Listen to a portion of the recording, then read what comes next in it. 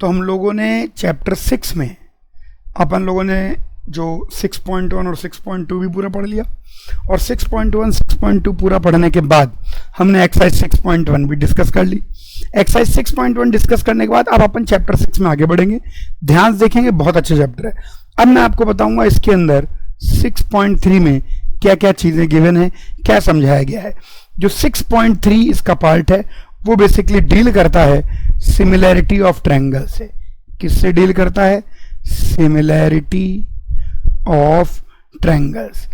इसके अंदर अपन similarity of triangles को समझेंगे और साथ में Thales theorem, basic proportionality theorem को भी समझेंगे। सबसे पहले अपन अपनी बेसिक पुरानी बात से शुरू करते हैं। ट्रायंगल हो या कोई भी फिगर हो, वो कब सिमिलर होगा? ट्रायंगल या कोई भी फिगर सिमिलर होगा अगर उसकी सारी एंगल्स इक्वल हैं और सारी की सारी साइड्स प्रोपोर्शनल हैं। तो अपन यही बात यहां पर भी कहेंगे कि two triangles are similar if number 1 there angles are equal and number 2 their sides are proportional। अगर उनके एंगल्स इक्वल हैं और साइड्स प्रोपोर्शनल हैं तो हम बोलेंगे दोनों को दोनों ट्रायंगल्स सिमिलर हैं। लेकिन एक बहुत ही जबरदस्त ग्रीक मैथमेटिशियन हुए थे थेल्स, और उन्होंने दी थेल्स THALES है बेसिकली, THALES, उन्होंने दी थेल्स थ्योरम, जिसको हम लोग बेसिक प्रोपोर्शनैलिटी थ्योरम भी कहते हैं। बेसिक प्रोपोर्शनैलिटी थ्योरम, बिल्कुल ध्यान से देखें। थेल्स थ्योरम या बेसिक प्रोपोर्शनैलिटी थ्योरम, अभी थोड़ी देर में अपन जान जाएंगे कि ट्रायंगल के अगर तीनों, मतलब आमतौर पर दो ही दो पॉलीगन है, कोई दो फिगर है, हम उनको तब सिमिलर कहते हैं जब उनके एंगल भी इक्वल हो और साइड भी प्रोपोर्शनल हो। एंगल भी इक्वल हो और साइड भी प्रोपोर्शनल हो। लेकिन ट्रायंगल के लिए खास बात यह होगी कि अगर एंगल्स इक्वल होंगे तो ऑटोमेटिकली साइड्स प्रोपोर्शनल होंगी, और अगर साइड प्रोपोर्शनल होंगी तो ऑटोमेटिकली एंगल्स इक्वल होंगे। यानी दो ट्रायंगल की सिमिलरिटी के लिए दोनों कंडीशन लगाने की जरूरत नहीं पड़ेगी। अगर एंगल्स इक्वल हो गए तो भी हम बोल देंगे ट्रायंगल सिमिलर हैं, और साइड्स प्रोपोर्शनल हो गए तो भी हम बोल देंगे ट्रायंगल सिमिलर हैं। थेल्स थ्योरम या बेसिक प्रोपोर्शनैलिटी थ्योरम यही चीज प्रूव करने वाली है कि अगर एंगल्स इक्वल हैं तो साइड प्रोपोर्शनल होंगी, और अगर साइड प्रोपोर्शनल हैं तो एंगल्स इक्वल होंगे। यही चीज अपन इसके अंदर प्रूव करने वाले हैं। यही तो यानी कहने का मतलब अपन थोड़ी देर बाद ये बोलेंगे कि ट्रायंगल्स की सिमिलरिटी दिखाने के लिए दो नहीं एक ही कंडीशन चाहिए। एंगल्स इक्वल हो गए तो भी ट्रायंगल सिमिलर हो गए, साइड प्रोपोर्शनल हो गए तो भी ट्रायंगल सिमिलर हो गए। बाकी सबकी सिमिलरिटी के लिए हमको दोनों कंडीशन चाहिए होती हैं। भैया एंगल भी इक्वल हो, भैया साइड्स भी प्रोपोर्शनल हो। लेकिन ट्रायंगल के अंदर हम प्रूव कर देंगे कि अगर एंगल इक्वल है तो साइड प्रोपोर्शनल होंगी, और अगर साइड प्रोपोर्शनल है तो एंगल इक्वल होंगे।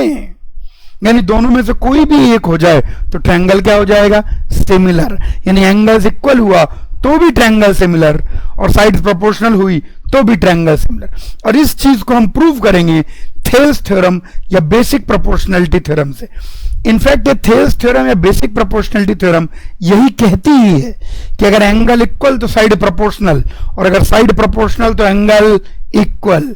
इसको अपन लिख सकते हैं, this basically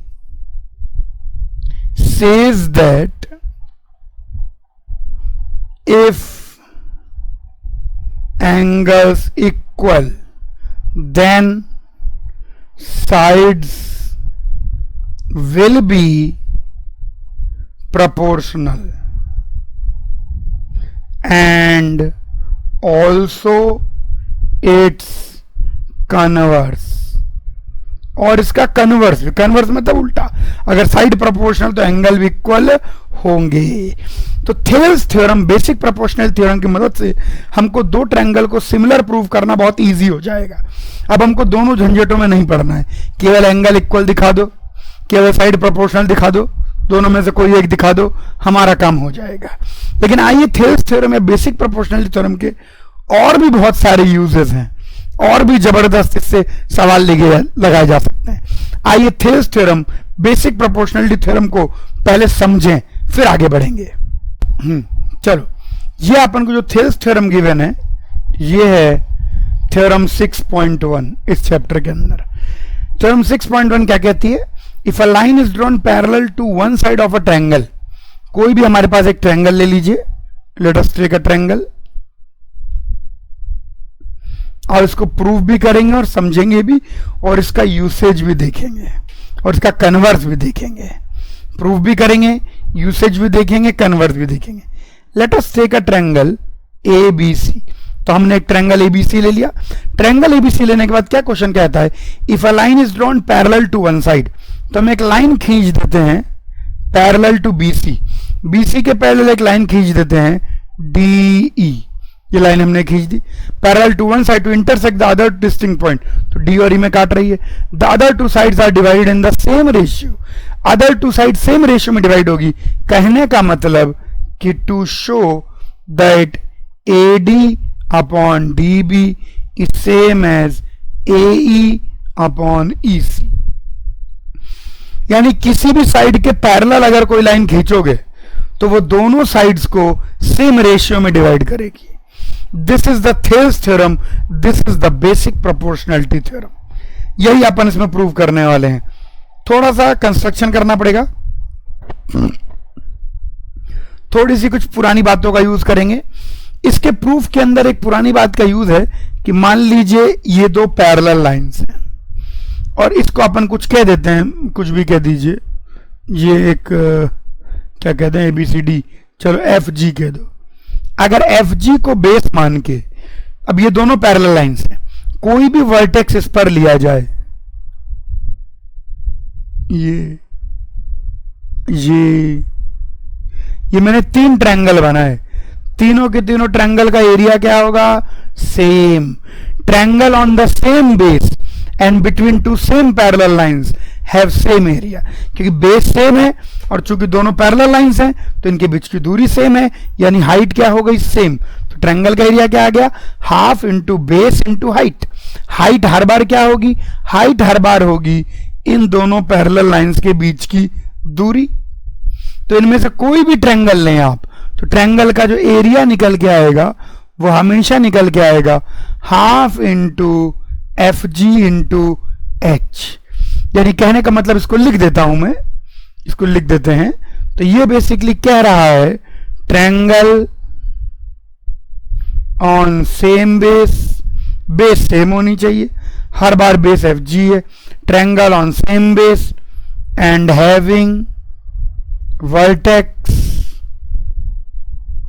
on other parallel line have same area। कोई भी ट्रायंगल बना लीजिए, हर बार एरिया क्या निकल के आएगा? सेम। चलिए आइए इन सारी बातों का यूज करते हैं और जो है सबसे पहले थेल्स थ्योरम को हम लोग यहां पर प्रूव करते हैं। Let us use all these things and let us prove this Thales theorem. Okay, सब बच्चे ध्यान से देखें। सबसे पहले हम क्या करेंगे, यहां से इसको मिला दो, DC को मिला दो। अब DE पैरेलल टू BC है, प्रूफ को ध्यान समझें। DE जो है वो पैरेलल है BC के, ये पैरेलल का साइन है, तो D हमने BC के पैरेलल खींची है। अब BE को मिला दो पहले आप, और इसको भी मिला दो DC को। अब BC को अगर बेस मान लो तो मैं बोलूंगा area of triangle BDC is same as area of triangle BEC। ठीक है, कैसे? DE और BC दोनों पैरेलल लाइंस हैं और BC पर को बेस मान के, BC को बेस मान के ये ट्रायंगल BDC भी बनाया गया और BC को ही बेस मान के ट्रायंगल BEC भी बनाया गया, दोनों को बनाया गया। तो ये दोनों का एरिया सेम होगा। अच्छा, अब जरा इधर देखें, यहां से मैं क्या करता हूं, ई से परपेंडिकुलर खींचता हूं एडी को, ई से एडी को परपेंडिकुलर खींची, और मान लो ए बी सी डी ई, मान लो एफ पर इंटरसेक्ट करता है, और डी से परपेंडिकुलर खींचता हूं ए सी को, और मान लो इसका फुट ऑफ परपेंडिकुलर जी आ जाता है, ये आ गया मान लीजिए हमारे पास फुट ऑफ परपेंडिकुलर। अब जरा ध्यान से सुनना है, बिल्कुल ध्यान से, बहुत आसान सा है। मैं सबसे पहले निकालना चाहता हूं, आइए निकालें एरिया ऑफ ट्रायंगल एडीई। अब एरिया ऑफ ट्रायंगल एडीई आप दो तरीके से लिख सकते हैं, half into base into height. अगर हाफ इंटू बेस को एडी कह दोगे तो हाइट इस बार ई एफ हो जाएगी, या आप इस साइड से भी देख सकते हैं, अगर हाफ इंटू बेस को ए ई कह दोगे तो हाइट डी जी हो जाएगी। ये देखिए, ये हमारे पास फॉर्मूला 1 कह दीजिए और ये हमारे पास फॉर्मूला 2 कह दीजिए, दोनों के दोनों फॉर्मूले। अब हम लिखना चाहते हैं एरिया ऑफ ट्रायंगल बीडीसी। अगर अपन लिखें एरिया ऑफ ट्रायंगल, इसको भी गेट आउट कर दें क्या, एरिया ऑफ ट्रायंगल बीडीसी। अब बीडीसी का एरिया लिखना चाहो तो बेस को अगर बीडी ले लोगे तो हाइट तो ई एफ ही रहेगी, हाइट तो ई एफ ही रहेगी। हाइट का मतलब ही क्या होता है, अपोजिट वर्टेक्स से बेस पर डाला गया परपेंडिकुलर की लेंथ। तो चाहे बीडी कंसिडर करो चाहे बीए कंसिडर करो, ई वर्टेक्स से जो परपेंडिकुलर लेंथ है वो तो ई एफ ही निकल के आएगी। तो एरिया ऑफ ट्रायंगल बीडीसी हो जाएगा half into BD into E F. उसी प्रकार से आप एरिया ऑफ ट्रायंगल बीईसी लिख सकते हो, बीईसी, ये बीईसी बिल्कुल सही, बीईसी लिख सकते हो, ये half into CE into D जी।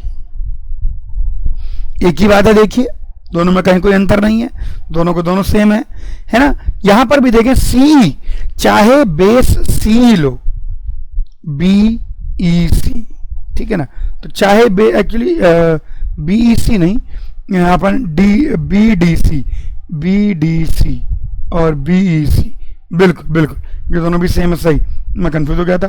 तो एरिया ऑफ ट्रायंगल बीसी क्या आ जाएगा, half into C into D जी, ये दोनों निकल के आ गया हमारे पास।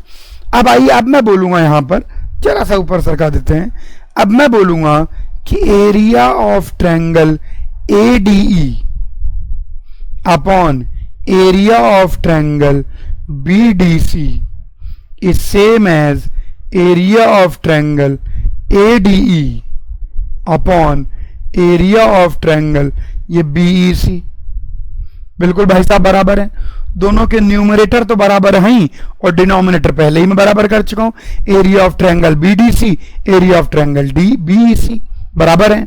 अच्छा, एरिया ऑफ ट्रायंगल एडीई को हम यहां लिखेंगे half into AD into E F, और यहां पर हम लिख देंगे बीडीसी को half into BD into E F, और यहां पर एरिया ऑफ ट्रायंगल का दूसरा फॉर्मूला यूज कर लेंगे, half into A into D G divide by half into C into D G. कुछ नहीं किया, उनको इक्वेट कर दो, कुछ कट रहा है क्या, यस, हाफ से हाफ कट गया, ई एफ से ई एफ कट गया, हाफ से हाफ कट गया, डी जी से डी जी कट गया। ध्यान से अगर आप देखें तो A D upon B D is same as A E upon C, hence party.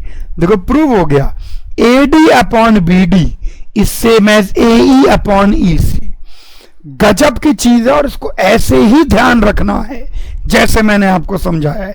कैसे ध्यान रखना है, अगर ट्रायंगल है और आपने किसी भी साइड के पैरेलल लाइन खींची, जैसे मैंने इस बार इस साइड के पैरेलल लाइन खींची, तो this upon this is same as this upon this.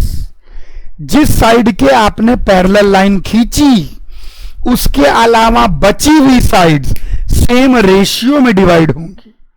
जिस साइड के पैरेलल लाइन खींची तो इसके पैरेलल लाइन खींची, तो जो बची हुई साइड्स हैं they will get divided into the same ratio.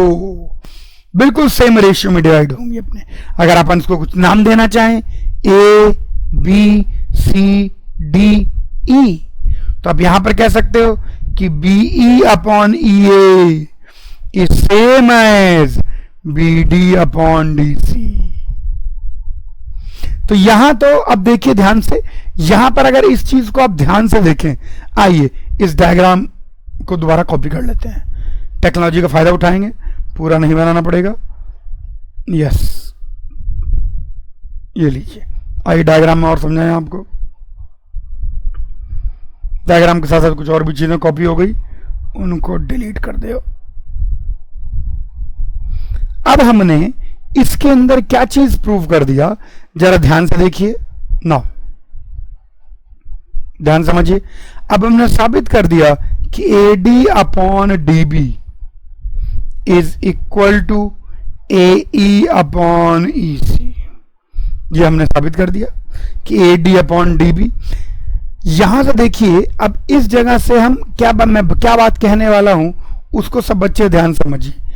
अब ये जो दोनों ट्रायंगल है, ट्रायंगल ए डी ई और triangle A B C, triangle A D E and triangle A B C have all angles same. अगर दो triangle के सारे एंगल सेम होते हैं तो उनको इक्वी एंगुलर भी कहते हैं, having same angle. That is triangle ADE and triangle ABC are इक्विएंगुलर। ये क्या है? इक्विएंगुलर। इक्विएंगुलर शब्द का मतलब है ऑल एंगल्स आर सेम।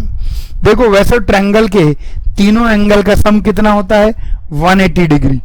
तो अगर दो एंगल सेम हो गए तो तीसरा एंगल सेम होगा ही होगा। यहां पर देखिए ध्यान से, ये वाला जो एंगल है और ये वाला एंगल, ये दोनों के दोनों सेम है, दोनों के दोनों कॉरस्पॉन्डिंग एंगल हैं। अपन इस लाइन को ट्रांसवर्सल की तरह सोच सकते हैं और डीई और बीसी पैरेलल लाइंस हैं, और ये वाला एंगल और ये वाला एंगल ये दोनों भी सेम है, वापस कॉरस्पॉन्डिंग एंगल हैं, और अपन डीई और बीसी को पैरेलल लाइंस और एसी को ट्रांसवर्सल की तरह सोच सकते हैं।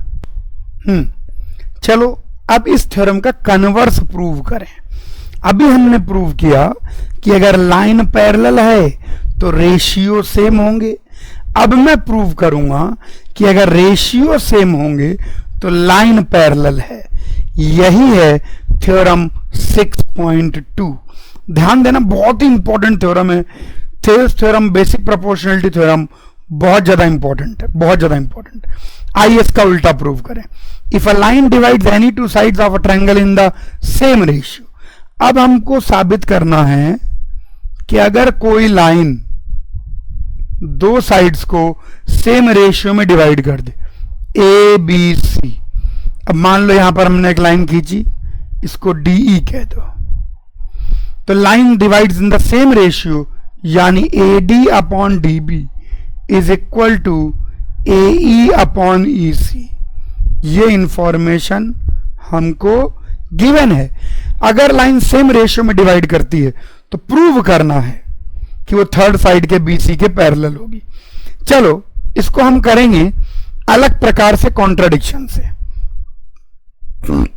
मान लो वो थर्ड साइड के पैरेलल नहीं है, तो डी से एक ऐसी कोई तो लाइन होगी जो थर्ड साइड के पैरेलल होगी। तो हम डी से एक लाइन खींचते हैं जो कि थर्ड साइड के पैरेलल हो जाए, और वो मान लो इसको ई डैश पर कट करती है। Draw a line through D parallel to third side. मान लो डी जो है पैरेलल नहीं है, हमने ऐसा अज्यूम किया, तो भैया कोई तो लाइन होगी जो पैरेलल होगी। मान लो पैरेलल है। अब now D dash is parallel to B C. अब तो D dash parallel to B C है, तो क्या होना चाहिए? अब की बार तो A D upon D B should be equal to A E dash upon E dash C होना चाहिए। अरे Thales theorem by basic proportionality theorem. Basic proportionality theorem को शॉर्ट फॉर्म में बीपीटी भी कहते हैं, बाय बेसिक प्रोपोर्शनलिटी थ्योरम। ये इसको इक्वेशन 1 कह दो, इसके इक्वेशन 2 कह दो। तो अब मैं बोलूंगा बाय 1 एंड 2। अगर 1 एंड 2 से देखें तो भाई A E upon E C is same as A E dash upon E dash C. ये सेम हो गया, दोनों साइड 1 जोड़ दो, ऐड 1 ऑन बोथ साइड्स। ये कलर भी वैसे अच्छा है, येलो वाला, अच्छा चमक रहा है बिल्कुल। अच्छा चलो दोनों साइड 1 जोड़ दो तो कितना आ जाएगा, A E upon E C plus 1, ये बन जाएगा A E dash upon E dash C plus 1। तो यहां पर आ जाएगा A E plus E C upon E C is equal to A E dash plus E dash C upon E dash C. अब A E plus E C कितना हो गया, पूरा ए सी हो गया, और A E dash plus E D dash ये भी ए सी हो गया, ई डैश सी। इसका मतलब इसको क्रॉस मल्टीप्लाई कर दो तो A C upon A C is equal to E C upon E dash C, यानी 1 is equal to E C upon E dash C, यानी E dash C is E C. So E is equal to E dash, hence proved. यानी यहां से हमने साबित कर दिया कि इफ लाइन ज्वाइनिंग, बल्कि ज्वाइनिंग नहीं, अपन ऐसा कर लें, ऐसे लिख लें, if a line divides two sides of a triangle in same ratio, then it will be parallel to the third side। बहुत इंपॉर्टेंट है, यानी बीपीटी भी ट्रू है, बेसिक प्रोपोर्शनलिटी थ्योरम भी ट्रू है, और उसका कन्वर्स भी ट्रू है। इसको बिल्कुल मन मंदिर में बसा लीजिए। 6.1 और 6.2 बहुत इंपॉर्टेंट है। अगर कोई भी लाइन थर्ड साइड के पैरेलल होगी तो बची हुई दोनों साइडों को सेम रेशियो में काटेगी, और अगर कोई भी लाइन दो साइडों को सेम रेशियो में काट रही है तो थर्ड साइड के पैरेलल होगी। बीपीटी भी ट्रू है, उसका कन्वर्स भी ट्रू है। आओ इसको अप्लाई करें। आइए इसका एप्लीकेशन देखें। पहले एनसीईआरटी के एग्जांपल्स को ही देखते हैं, ध्यान देखिए। तो एनसीईआरटी का पहला एग्जांपल इस चैप्टर का, इसके पहले तो थ्योरी ही थ्योरी चल रही थी, आपके एक्सरसाइज 6.1 में थ्योरेटिकल थी। क्या कहता है ये सवाल, इफ अ लाइन इंटर, अच्छा लास्ट में मुझे दिख रहा है सी फिगर 6.13, तो चलो पहले फिगर 6.13 को ले आते हैं। ले आया मैं फिगर, और इसको यहां पेस्ट कर लें, क्या छोटा कर लेते हैं थोड़ा सा, मेरा चेहरा ही छिप जाएगा। हाँ इधर बड़ा कर सकते हैं ऐसे। चलिए तो क्वेश्चन क्या कहता है, क्वेश्चन कहता है इफ अ लाइन, देखो अभी हमने क्या पढ़ा, अभी तो हमने इसके पहले क्या पढ़ा था, अभी हमने सिमिलरिटी ऑफ ट्रायंगल पढ़ी। मतलब सिमिलरिटी ऑफ ट्रायंगल में अभी मैं उस बात तक नहीं आया हूं कि दो एंगल सिमिलर होंगे, तो वो तो अभी अपन आएंगे करके। अभी हमने बेसिकली बेसिक प्रोपोर्शनलिटी थ्योरम पढ़ा। या इस पूरे चैप्टर में क्या पढ़ा, इस पूरे चैप्टर में ये पढ़ा कि भैया दो अगर पॉलीगन सिमिलर होने हैं तो उनके एंगल्स भी इक्वल होने चाहिए और कॉरस्पॉन्डिंग साइड्स प्रोपोर्शनल होने चाहिए। दूसरी चीज अपन ने टेक्निकली ये पढ़ ली कि ट्रायंगल के अंदर दोनों कंडीशन की जरूरत नहीं है, क्योंकि एक होल्ड करेगी तो दूसरी होल्ड करेगी। और तीसरी सबसे इंपॉर्टेंट चीज अपन ने पढ़ी, basic proportionality theorem. Basic proportionality theorem भी ट्रू है, उसका कन्वर्स भी ट्रू है। सवाल करने से पहले एक बार फिर दोहरा देता हूं, बहुत सिंपल थ्योरम है। क्या कहती है, अगर एक साइड के पैरेलल कोई लाइन खींचोगे तो बाकी दोनों साइड्स को सेम रेशियो में डिवाइड करेगी, और इसका उल्टा भी ट्रू, अगर कोई लाइन बाकी दोनों साइड्स को सेम रेशियो में डिवाइड कर रही है तो थर्ड साइड के पैरेलल होगी। चलिए एग्जांपल 1 को देखें। If a line intersects A B and A C, तो ए बी और A C of triangle A B C at D and D, तो यहां दे दिया गया कि भैया ये इसको डी और ई में इंटरसेक्ट कर रहा है, ठीक है भाई, डी और ई में इंटरसेक्ट कर रहा है, and is parallel to B C, और बी सी के पैरेलल है, तो A D upon A B. Okay, तो यहां पर मैं लिखूंगा बाई बेसिक प्रोपोर्शनलिटी थ्योरम, हमको A D upon A B करके प्रूव करना है। By basic proportionality theorem A D upon D B is equal to A E upon E C, ये तो होगा ही होगा। अब देखो कैसे प्रूव करते हैं, इसको याद भी रख सकते हैं, इंपॉर्टेंट है। A D upon A B चाहिए, तो इसका रेसिप्रोकल ले लो दोनों, तो ए डी अब उसका 1 जोड़ देंगे, मतलब घुमा फिरा के एक ही चीज है, तो ये आ गया। दैट इज मैं इस चीज को कह सकता हूं कि D B upon A D is same as E C upon A E. Add 1, दोनों साइड 1 जोड़ दीजिए, तो मैं बोलूंगा 1 plus D B upon A D is same as 1 plus E C upon A E, जैसा अपन ने अभी पिछले में किया था ई पॉइंट को सेम लाने के लिए। तो यहां आ जाएगा A D plus D B upon A D is same as A E plus E C upon A E. अब A D plus D B कितना हो जाएगा, A B upon A D is equal to A E plus E C कितना हो जाएगा, ए C upon A ई। हमको क्या prove करना भाई, इसका उल्टा। बस क्या करें, फिर से रेसिप्रोकल ले लें दोनों, तो दैट इज हम कह सकते हैं कि A D upon A B is same as A E upon A C, hence proved. Actually आप ध्यान रखें कि अगर ऐसा हो रहा है, अगर डी बी सी के पैरेलल है तो हर रेशियो सेम आएगा। हर रेशियो सेम आने का मतलब कि A D upon D B तो ए ई अपॉन ई सी के बराबर होगा ही।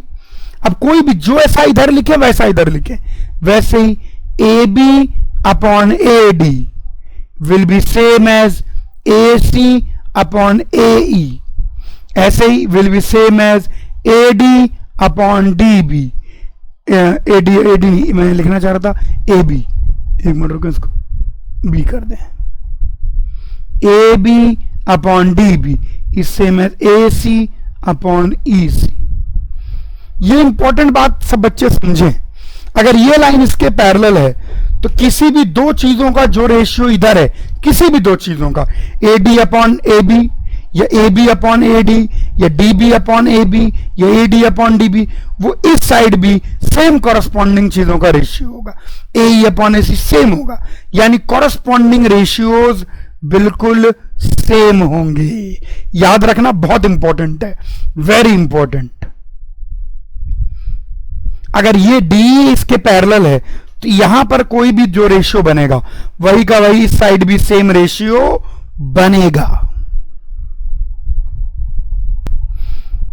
ये चीज अपन को समझनी है। जो एक्सरसाइज 6.2 है वो केवल बेस्ड है बेसिक प्रोपोर्शनैलिटी थ्योरम पर। केवल किस पर बेस्ड है, बेसिक प्रोपोर्शनैलिटी थ्योरम पर, बस बीपीटी और उसका कन्वर्स। और ये जो मैंने बात बोली ये बहुत ज्यादा इंपॉर्टेंट है, इसको ध्यान रखें, वेरी इंपॉर्टेंट, बल्कि वेरी वेरी इंपॉर्टेंट। किसी भी ट्रायंगल में अगर कोई साइड थर्ड साइड के पैरेलल है तो बाकी दोनों साइडों का हर कॉरस्पॉन्डिंग रेशियो सेम होगा। If a side is parallel, if a line लिखना चाहिए अपन को, if a line is parallel to a side of triangle, then all corresponding ratios of other two sides will be equal। तो सारे corresponding ratio same होंगे। ए D या कोई भी ratio ले लो, जैसे इधर तुमने A D upon D B लिखा तो इधर ए ई अपॉन ई सी, कॉरस्पॉन्डिंग चीज लिखो। इधर पूरी A B line upon D B लिखा तो इधर भी पूरी ए सी लाइन अपॉन ए सी लिखो। इधर पूरी A B line upon A D लिखा तो इधर भी पूरी ए सी लाइन अपॉन ए ई लिखो। कुछ भी लिख दो, सारे कॉरस्पॉन्डिंग रेशियो सेम होंगे। और इसका कन्वर्स भी ट्रू है कि एक भी corresponding ratio same and converse also true. Converse का मतलब इफ एनी वन, कोई भी एक, if any one corresponding ratio is same, अगर एक भी कॉरस्पॉन्डिंग रेशियो सेम है, then the line is parallel to third side। तो जो भी लाइन है वो थर्ड साइड के पैरेलल होगी ही होगी। आइए एग्जाम्पल 2 देखें। यस, तो ये रहा एग्जाम्पल 2। इसमें ऑलरेडी जिक्र आ रहा है फिगर 6.14 का, तो आगे बढ़ने के पहले फिगर 6.14 भी ले आते हैं। तो ये आ गया फिगर 6.14। आइए क्या कहता है क्वेश्चन, आओ जरा समझने की कोशिश करें। ये कहता है yes, ABCD is a trapezium with AB parallel to DC। AB DC के पैरेलल है। ENF, ये E है और ये F है। ENF are points on non-parallel sides AD and BC। EF parallel to AB, ठीक है, सभी पैरेलल है, मतलब AB is parallel to EF is parallel to DC। ठीक है भाई, शो करना है AE upon ED, AE upon ED is equal to BF upon FC। बहुत इजी सा है। एक छोटा कंस्ट्रक्शन करते हैं, A को C से मिला दो,